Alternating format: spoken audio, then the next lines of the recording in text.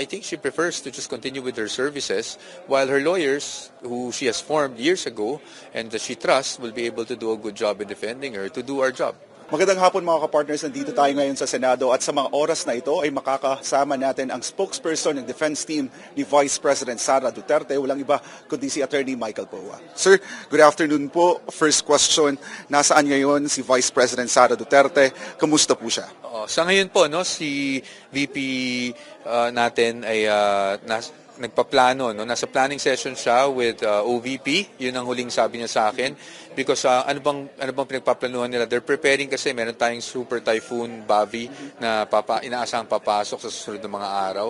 So they want to make sure that they're ready to provide the services sa ating mga kababayan. Sir, yung mga kritiko nagsasabi na yung hindi pag-attend ni Vice President Sara Duterte dito sa impeachment trial ay pag-iwas sa accountability. Ano pong masasabi po natin dito? Hindi po pag-iwas to. Dahil unang-una sa lahat, kailangan natin ipaliwanag sa ating mga kababayan, wala namang requirement na mag-attend po ang respondent accused dito. No? In fact, doong paglilitis ni former President Joseph Estrada, di din naman siya nag-attend. Diba? Because basically, the rules allow that they appear in person or through counsel, which ginagawa niya. Ngayon, sa pagharap sa aligasyon, kaya nga kami nandito. Kaya nga we are participating dito sa impeachment trial. Bagamat meron tayong petition na nakabinbin sa Supreme Court na ihain natin, no?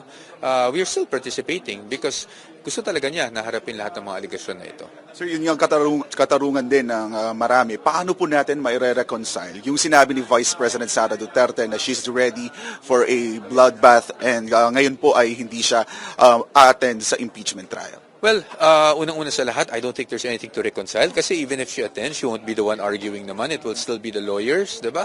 The defense and the prosecution will be the ones arguing. We will be presenting witnesses also. Hindi naman po mismong siya. So actually, kung dumaluman siya, ang mangyari lang, uupo siguro siya sa isang upuan na allocated for her. But I think she prefers to just continue with her services while her lawyers, who she has formed years ago and that she trusts, will be able to do a good job in defending her to do our job.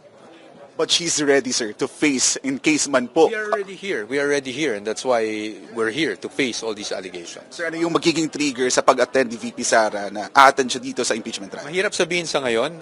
Of course, it will depend on, parati ko ang sinasabi, how the trial proceedings go. No? Titingnan natin, i-assess natin. Kung kinakailangan, we'll advise her. Pero kung hindi naman, I don't really see the purpose. I mean, she has her mandate as a Vice President and knowing her for so many years now, mas pinipili talaga ng serbisyo.